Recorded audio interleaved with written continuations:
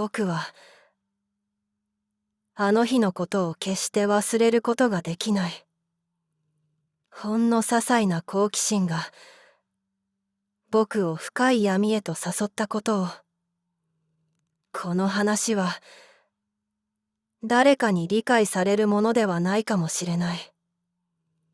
だが僕が体験した禁じられた遊びは単なる迷信や都市伝説などでは到底なかった。その儀式はうつろの門と呼ばれ、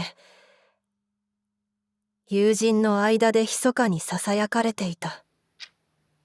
真夜中、一人で鏡の前に座り、決まった言葉を3度唱える。すると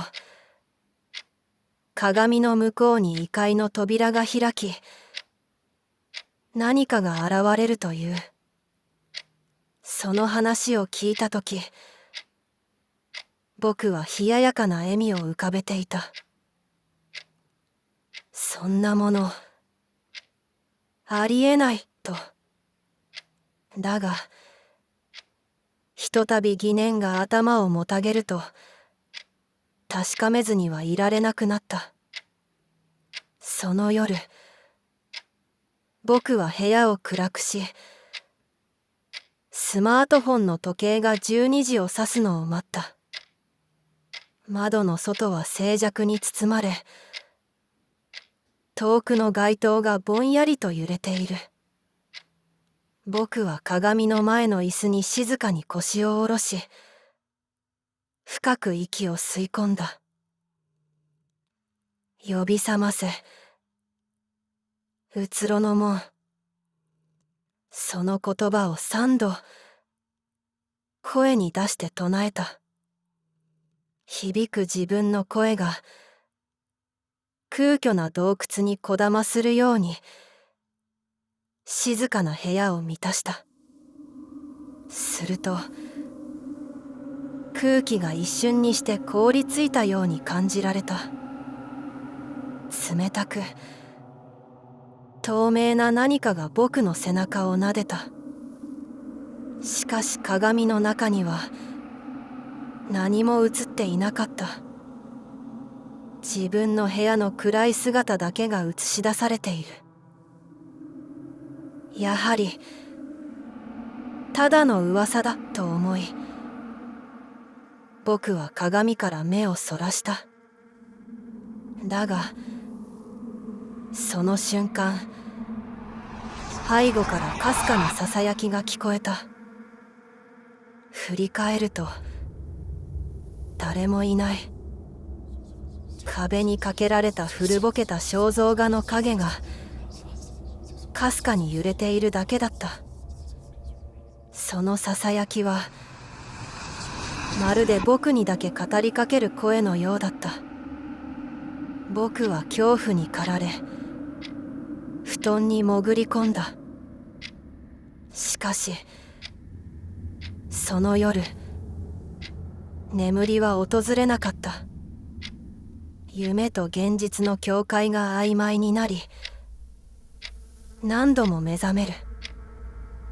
夢の中で僕は鏡の向こうに引き込まれそうになっていた。翌日から体に異変が現れた。左腕の内側に見慣れないあざが浮かび上がった。四角い枠のような形に囲まれ、中央には奇妙な文様が刻まれている。触ると冷たく、じんわりとうずく痛みがあった。僕はそれを隠すために長袖を着るようになったが、痛みは増すばかりだった。まるで腕の中で何かが目覚めて僕を蝕んでいるかのように。数日後、スマートフォンに知らない送信者からメッセージが届いた。名前はうつろの門。メッセージは1行だけ。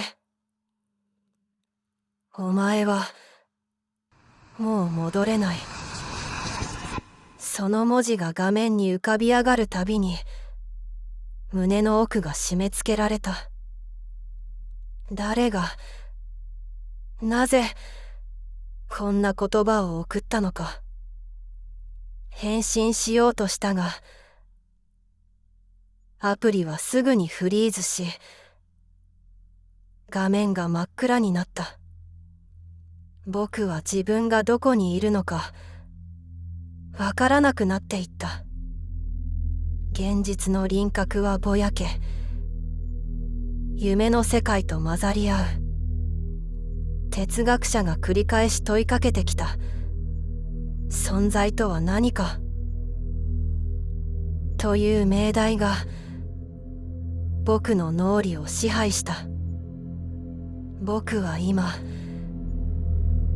うつろの門の向こう側に囚われてしまったのだろうか。あるいは鏡のこちら側にいる僕はもはや本物ではないのかもしれない。ある夜、鏡の前に立ち自分の影を見つめた。影ははっきりと映っていたが、まるで意志を持っているかのように僕を見返してきた。その視線には自由の喪失を告げる冷たさが宿っていた。僕は影に問いかけた。お前は僕なのか。だが影は動かず、ただ静かに答えた。これは遊びではない。その言葉が空間を満たし、僕の存在は鏡の向こうとこちらで揺れ動くことを感じさせた。禁じられた遊びは存在の境界線を曖昧にし、僕を終わりなき迷宮へと連れて行ったのだ。今こうして語っているこの声は誰かに届いているのだろうか。それともこれはうつろな世界から漏れ出したささやきに過ぎないのか。うつろの門は今もどこかで静かに次の扉を叩く者を待っている。この経験を通じて僕は存在とは何かという問いを改めて考えるようになった。僕が今ここにいるのは確かな僕なのか、それともうつろな世界の住人が僕の姿を借りているだけなのか。時間も空間も曖昧に感じられるこの感覚は夢なのか現実なのか。鏡の中の世界は僕たちの現実の反映なのか、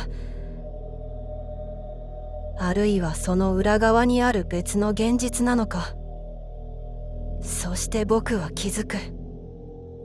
禁忌を犯すことは単に怖い話を超え、存在の境界を揺るがす行為であると。人は知らぬうちに見てはならぬ世界に触れてしまうことがあるのだと。僕の話を読んでいるあなたもふと鏡の前で同じ言葉を唱えたくなるかもしれない。しかしどうかその誘惑に抗ってほしい。なぜなら